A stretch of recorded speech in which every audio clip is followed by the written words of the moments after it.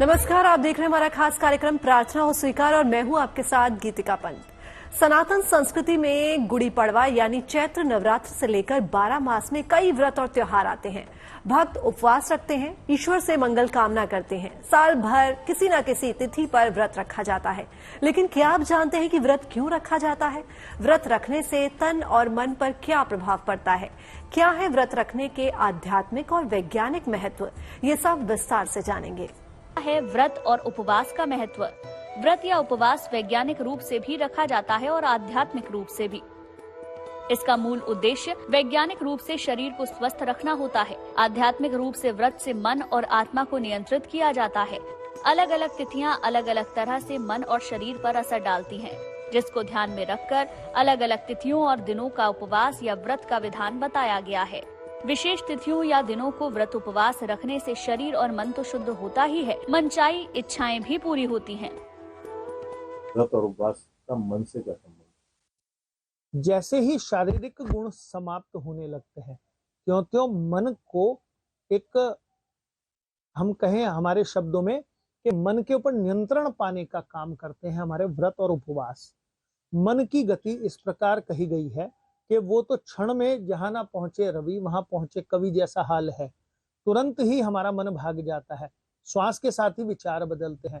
पर जब हम नियम से व्रत उपवास भगवत भजन में लग जाते हैं तो मन की चेतना भगवत स्वरूप होती चली जाती है। आत्म केंद्रित होता है व्यक्ति, बहिर्मुख नहीं रहता। बाहर की ओर ना करके आदमी अंदर की आत्मा की ओर जाने लगता है। अन्न और श्वास के साथ विकार जब जाना बंद हो जाए, केवल जल जाए, मन में शीतलता उत्पन्न होती है और भगवान के भजन करने से हमारी जो मनोकामना के लिए हमने व्रत उपवास किया है वो सिद्ध होने लगता है। हिंदू धर्म में पूरे साल में कई व्रत आते हैं। धार्मिक आधार पर व्रत को श्रद्धा और भक्ति से जोड़कर देखा जाता है। आजकल लोग वजन घटाने से लेकर फिटनेस बढ़ाने तक कई चीजों के लिए व्रत करते हैं। माना जाता है कि व्रत रहने से न सिर्फ मोटापा कम होता है बल्कि दिमाग भी एक्टिव होता है। चलिए अब जानते हैं व्रत कैसे रखा जाता है। व्रत दो प्रकार से रखा जाता है, निर्जल व्रत और फलाहारी या जलीय व्रत।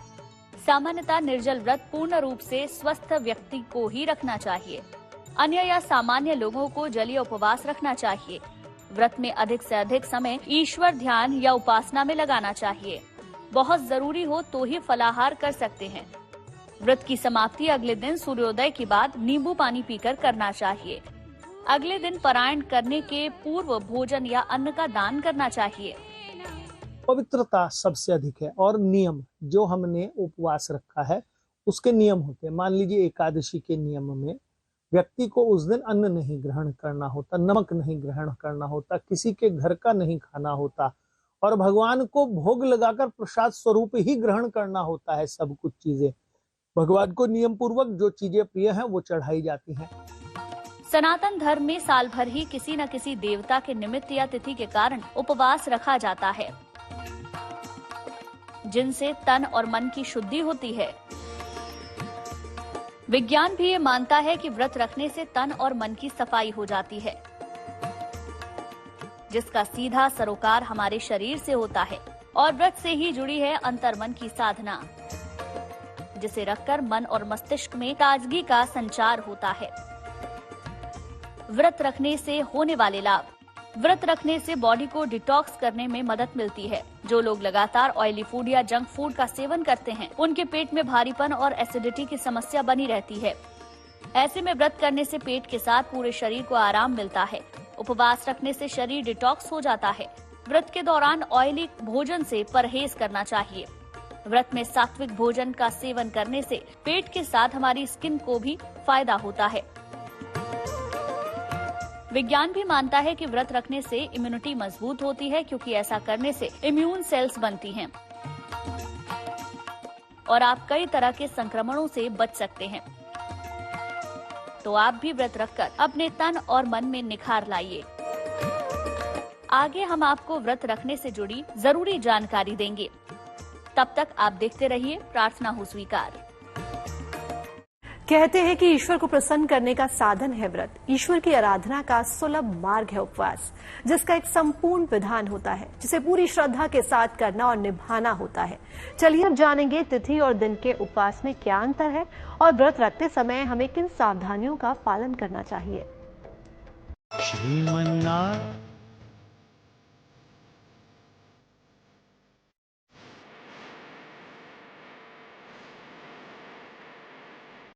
भारत जहां आस्था सर्वोपरि है,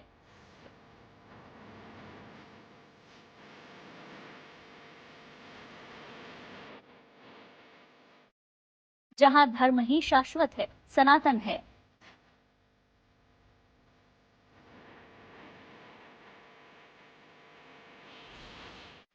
जहां साल भर ही पर्वों त्योहारों की बहार रहती है और इन्हीं पर्वों पर परंपरा रही है व्रत रखने की। कोई अपने आराध्य के निमित्त व्रत रखकर उसका विधि विधान से पालन करता है, तो कोई तिथि के हिसाब से उपवास रखकर उस तिथि पर पूजे जाने वाले देवता की आराधना करता है और जिसकी भावना जिस त्योहार, तिथि और व्रत से जुड़ी है, वो उसका निष्ठा से पालन करता है, अपने इष्ट की आराधना करता है, उसकी विधिवत पूजा करता है, उन्हें भोग लगाता है और पंचोपचार या षोडोपचार पूजन करता है। हमारे सनातन धर्म में किसी भी कार्य की सिद्धि करने के लिए, किसी भी कार्य को पूर्ण करने के लिए एक शब्द आया है कि उस कार्य को हम करना चाहते हैं, तो उसको बोलते हैं व्रत लेना। हम करेंगे 40 दिन तक इस कार्य को, हम करेंगे 10 दिन इस कार्य को, इसको करना बोलते हैं व्रत करना। और जब हम निर्जल रहकर या निराहार रहकर या विशेष रूप से सनातन धर्म में अलग अलग वस्तुओं की बताई गई प्रक्रियाओं के पालन करने से अपने आप को शुद्ध करते हैं, उसको व्रत और उपवास कहते हैं। चलिए अब आपको बताते हैं कि साल भर में कौन कौन से व्रत प्रमुख हैं जिन्हें आप कर सकते हैं। कौन सा उपवास रखना सबसे ज्यादा फलदायी है? अगर उपवास रखना है तो एकादशी, प्रदोष, पूर्णिमा या अमावस्या का रखना चाहिए। इनमें भी एकादशी का उपवास सर्वोत्तम माना जाता है। अगर नियमित उपवास ना रख सकें तो साल में 2 बार नवरात्रि का उपवास जरूर रखें। उपवास जब भी रखें बेहतर होगा कि जल ही ग्रहण करें। अगर फल ग्रहण करना है तो रसदार फल ही ग्रहण करें। भगवान श्री कृष्ण ने गीता में कहा, वेदों में मैं सामवेद और व्रतों में मैं एकादशी हूँ। अर्थात एकादशी से सुंदर कोई भी व्रत, भगवान ने स्वयं कहा कि मैं स्वरूप हूँ, भगवान नारायण का स्वरूप है एकादशी, उससे सुंदर व्रत कोई भी नहीं कहा गया। कई बार व्रत रखते समय तिथियों की उलझन भी रहती है, क्योंकि तिथि 2 दिनों तक रहती है। ऐसे में उदया तिथि को निर्धारित करते व्रत को रखा जाता है। उदया तिथि का मतलब है जो तिथि सूर्योदय के साथ शुरू होती है, उस तिथि का प्रभाव पूरे दिन रहता है। चलिए अब जानते हैं कि दिन के उपवास और तिथि के व्रत में अंतर क्या है। तिथि और दिन के उपवास में क्या अंतर है? तिथियों का मन पर अलग अलग असर पड़ता है। दिनों का ग्रहों से कोई विशेष संबंध नहीं है और न ही दिनों का अलग से मन पर कोई असर पड़ता है। इसीलिए दिनों का उपवास आपको मानसिक रूप से सांत्वना भले ही दे दे, वास्तविक रूप से दिनों के उपवास से कोई लाभ नहीं होता। ये केवल निराहार रहने की प्रक्रिया है। तिथि के उपवास का पर्व है, जैसे किसी व्यक्ति को गणेश चतुर्थी है तो चतुर्थी में गणेश जी की उपासना करने से अधिक फलित होती है। एकादशी है, एकादशी मोक्षदायक है, तो ये तिथि के व्रत कहलाते हैं इस प्रकार से। और वार का अर्थ है कि किसी विशेष तौर पे ग्रह का, किसी विशेष तौर पे, जैसे बृहस्पति का ही उदाहरण लें, हम बृहस्पतिवार का उपवास यदि करें हम, तो बृहस्पति को प्रसन्न करने के लिए, नारायण की प्रीति प्राप्त करने के लिए करते हैं। तो वार पे करने वाला वार का और तिथि पे करने वाला तिथि का उपवास, पर अंत में जाके अपनी मनोकामना पूर्ण करने के लिए ही होता है। साल भर में पड़ने वाली 24 एकादशियों के अलावा प्रदोष के व्रत, दिन के व्रत, तिथियों के व्रत, पूर्णिमा और अमावस्या के व्रत के अलावा गणेशोत्सव और दोनों नवरात्र के अलावा भी कई तिथियां ऐसी आती हैं जब व्रती व्रत रखकर अपने परिवार की मंगल कामना करते हैं। ईश्वर की साधना करके विनम्र भाव से उनका आभार प्रकट करते हैं, मन की फरियाद कहते हैं और अपना मनोरथ सफल करते हैं। वैसे देखा जाए तो साल भर ही व्रत के माध्यम से आराधना का दौर चलता ही रहता है। इससे न केवल हमारा मन शुद्ध होता है बल्कि चित्त भी निर्मल होता है। आगे हम आपको बताएंगे कि कौन व्रत रख सकता है और किसे व्रत रखने से परहेज करना चाहिए। अपने मन में ईश्वर के प्रति भाव अर्पित करते हुए आप किसी भी तिथि पर व्रत रख सकते हैं। चलिए अब जानते हैं कि व्रत रखने से कौन कौन से लाभ होते हैं और कितने प्रकार से रखा जाता है व्रत। साथ ही जानेंगे कि व्रत किसे रखना चाहिए और भोजन में क्या कुछ हमें ग्रहण करना चाहिए। समस्त ब्रह्मांड को उत्पन्न करने वाले, उसे पालने वाले एवं संहार करने वाले भगवान सदाशिव की महिमा तो वेद पुराण भी नहीं कर सकते। सदियों से व्रत रखने की सनातनी परंपरा रही है। कोई निर्जला व्रत रखता है तो कोई निराहार। तो किसी व्रत में इन दोनों से ही परहेज की बातें कही जाती हैं। तो चलिए जानते हैं क्यों रखना चाहिए व्रत। सनातन धर्म में उपवास रखना सदियों से चला आ रहा है, जिसका धार्मिक और सांस्कृतिक महत्व है। व्रत रखने से आत्मशुद्धि और आध्यात्मिक विकास होता है। ऐसे में व्रत वाले दिन ध्यान रखें कि किसी की निंदा ना करें। निंदा करने से आपके पुण्य फल तो छीन होते हैं जो आप व्रत किया। मन में दुर्विचार न करें, किसी से झूठा संभाषण ना करें, भगवत भजन करें और जिस तिथि का या वार का आप उपवास कर रहे हैं उसके मंत्रों का जाप करने से, उनके स्वरूप का ध्यान करने से आपके व्रतों का उत्तम फल प्राप्त होने लगता है। लेकिन क्या आपको पता है कि व्रत रखना शरीर के लिए फायदेमंद होता है या नुकसानदेह? सवाल ये भी है कि क्या बीमारी के दौरान व्रत रखना सही है या नहीं। तो आइए जानते हैं इन सवालों के जवाब। व्रत रखने के फायदे। व्रत शरीर और मन दोनों को लाभ पहुंचाता है। इससे आत्मा शुद्ध होती है और आध्यात्मिक विकास होता है। व्रत रखने से अनुशासन बढ़ता है। इससे आत्मविश्वास में वृद्धि होती है। इससे शरीर की सफाई होती है, पाचन तंत्र बेहतर होता है और वजन नियंत्रित रहता है। ये तनाव और चिंता को कम करने में भी मदद करता है।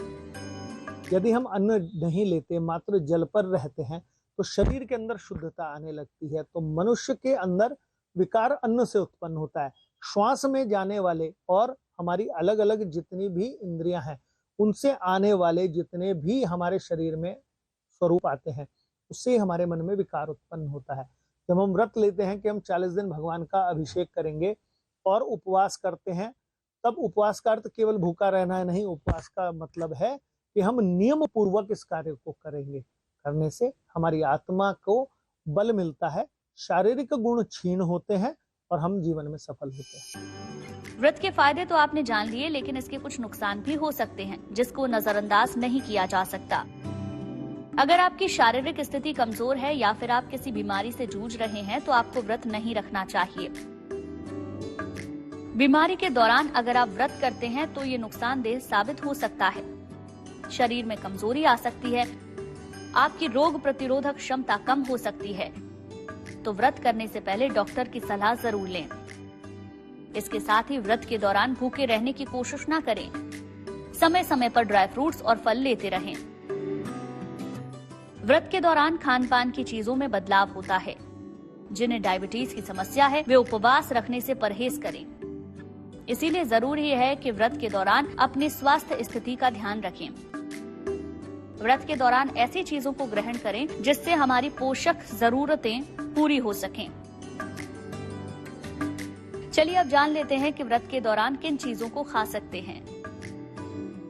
व्रत करने वाले केवल फलाहार ले सकते हैं। इस दिन विशेष रूप से केले, सेब, पपीता, नारियल, अनार खा सकते हैं या जो मौसमी फल सुलभ हों वो ले सकते हैं। फल शरीर को ऊर्जा देने के साथ साथ शुद्ध भी करते हैं। साबूदाना, कुट्टू का आटा, राजगिरा और सेंधा नमक से बनी चीजें खाई जा सकती हैं। दूध, मखाना और ताजे दही का सेवन भी इस दिन किया जा सकता है। ये पदार्थ शरीर को ठंडक और ऊर्जा प्रदान करते हैं। तो आप भी अपनी मनोकामना की पूर्ति के लिए कोई न कोई व्रत जरूर रखें, जिससे आपकी काया निर्मल होगी और आपको मिलेगा ईश्वर का वरदान।